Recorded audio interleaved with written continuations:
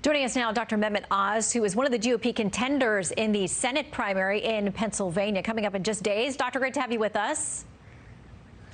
Great to be here, Shannon. Let's start in with this has gotten to be an incredibly tight race. I want to pull up some Fox News polling, brand new on this. It has got you at the top of the pack at 22%. McCormick follows you at 20%, Burnett at 19%. That's essentially within our margin of error. So I want to give you a chance to hear from your critics and a chance to respond, as you all are all neck and neck at this point. Here are some jabs at why you aren't as qualified as they are. The reason Mehmet keeps talking about President Trump's endorsement is because he can't run on his own positions and his own records. And what's true is that he has flip-flopped on every major issue we're talking about in this campaign. When these carpetbaggers lose, you will never see them again. And if they should win, you will never see them again. Is former President Trump's endorsement enough for the voters of Pennsylvania, or do you offer them more? Oh, I offer lots more, although it helps tremendously. President Trump's endorsement opens people's minds.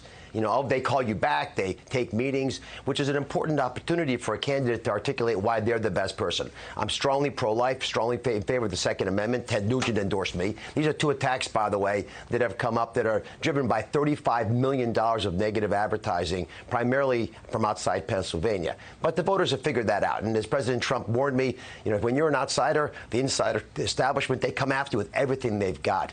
And I've been able to stand on my own 2 feet very proudly and live up to the promise of my campaign, which is to identify why Washington's getting it wrong, why are they not aligning with our values, and knowing that I can go to Washington and be a bold, loud voice for our Commonwealth is what everyone that I talk to is looking for. And I can deliver that because I've been doing it on television and in my operating room for many years. So let's talk about the issue that has been one of those leveled against you, is that you flip-flopped on the issue of abortion. Here are your two primary opponents on that.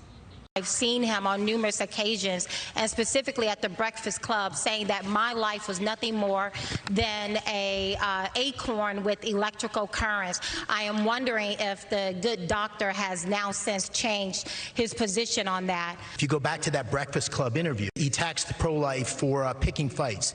He attacks states that put in pro-life legislation as disrupting business. And this is something that you have to deal with, Mehmet, because you've got a track record that's completely opposite. Okay, so that Breakfast Club interview was a radio interview back in 2019 in which you said that you were pro-life, but that you wouldn't interfere with everyone else's stuff, is the quote, because it's hard enough to get into life as it is. So what about the accusation that you have flipped or changed on that position?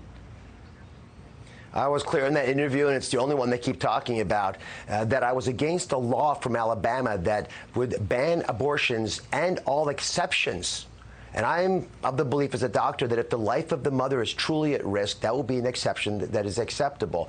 And I understand Kathy Barnett doesn't like that. And I, as a heart surgeon, respect the sanctity of life. I believe life starts at conception. I take care of babies when they're first born. I know this specialness of the baby, and 9 months earlier, it's still life. But she's raised questions in her own candidacy that she's refused to answer, as I'm answering yours right now. She has supported Black Lives Matter and wanted a statue of President Obama in place of other structures that are sacred to our country. She attacked the founder of our country, George Washington, as well as attacking President Trump. And what's ironic is big money groups, never Trump groups, have now come into Pennsylvania with outside money, and they are wrongly supporting Kathy Barnett and putting her in contention.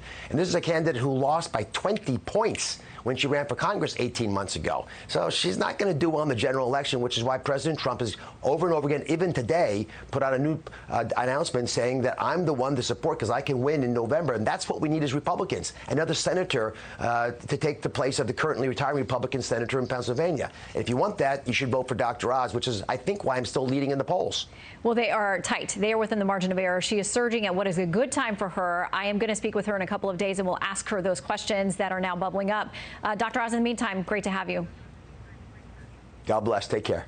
Hey, Sean Hannity here. Hey, click here to subscribe to Fox News YouTube page and catch our hottest interviews and most compelling analysis. You will not get it anywhere else.